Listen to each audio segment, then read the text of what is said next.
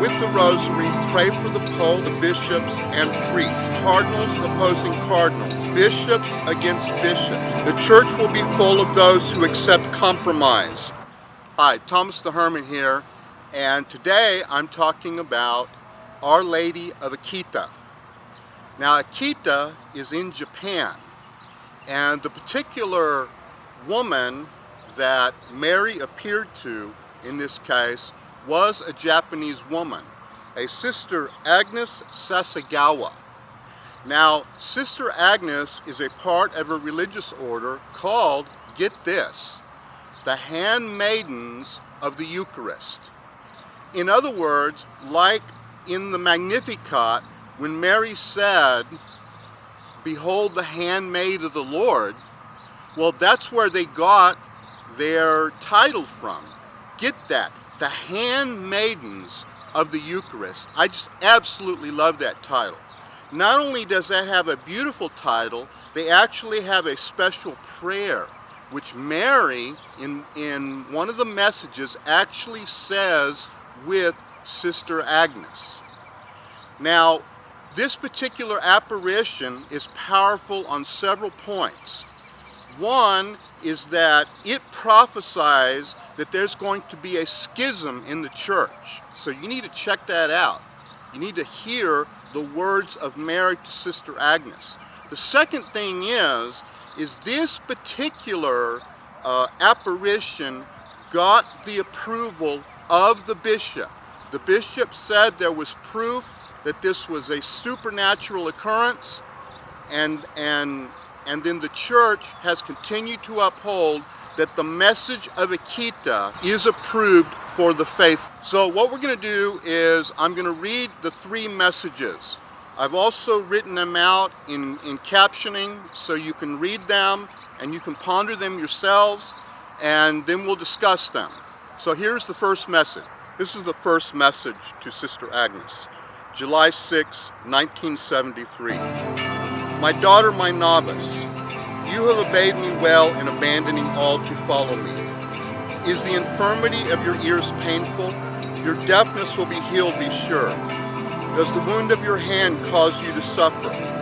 Pray in reparation for the sins of men. Each person in this community is my irreplaceable daughter. Do you say well the prayers of the handmaids of the Eucharist? Then let us pray together. Most Sacred-Hearted Jesus, truly present in Holy Eucharist, I consecrate my body and soul to be entirely one with your heart, being sacrificed at every instant on all the altars of the world, and giving praise to the Father, pleading for the coming of his kingdom. Please receive this humble offering of myself. Use me as you will for the glory of the Father and the salvations of souls. Okay, so that was the first message, and let's take a better, closer look at it. Now, in the beginning of the message, it alludes to a wound in the hand, and it also alludes to some kind of infirmity of the ear. Sister Agnes had an infirmity of the ear, and she also could not hear. That's my understanding. Now, she had miraculously received a cross in her left hand, a cross in her left hand, and it would bleed profusely, and then it would heal up, and then it would bleed again.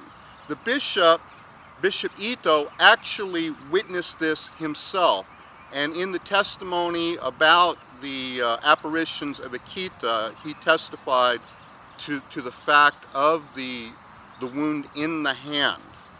Now, it's interesting to me that Mary is talking to her about the wound and her ears, also told her that she would get healed, and she did get healed so that she could hear.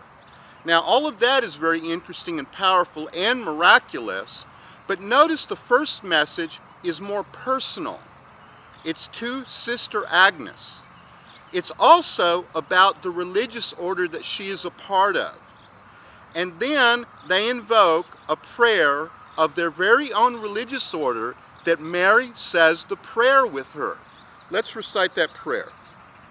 Most Sacred-Hearted Jesus, truly present in the Holy Eucharist, I consecrate my body and soul to be entirely one with your heart, being sacrificed at every instant on all the altars of the world, and giving praise to the Father, pleading for the coming of his kingdom. Please receive this humble offering of myself. Use me as you will for the glory of the Father and the salvations of souls. Okay, so this is a prayer that their religious order composed, and Mary said the prayer with Sister Agnes.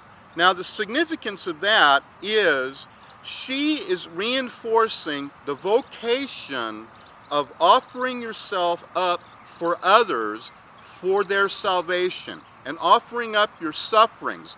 That's the mark of the cross that was in her hand that caused her much pain.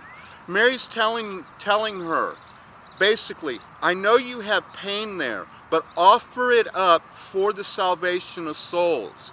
This first personal message is foundational in my mind and very important. Now, we think it's not important because it's not addressing the world and all of that, but it is addressing a specific vocation of prayer and offering yourself up for others' salvation. Now let's go to the second message. It gets hotter.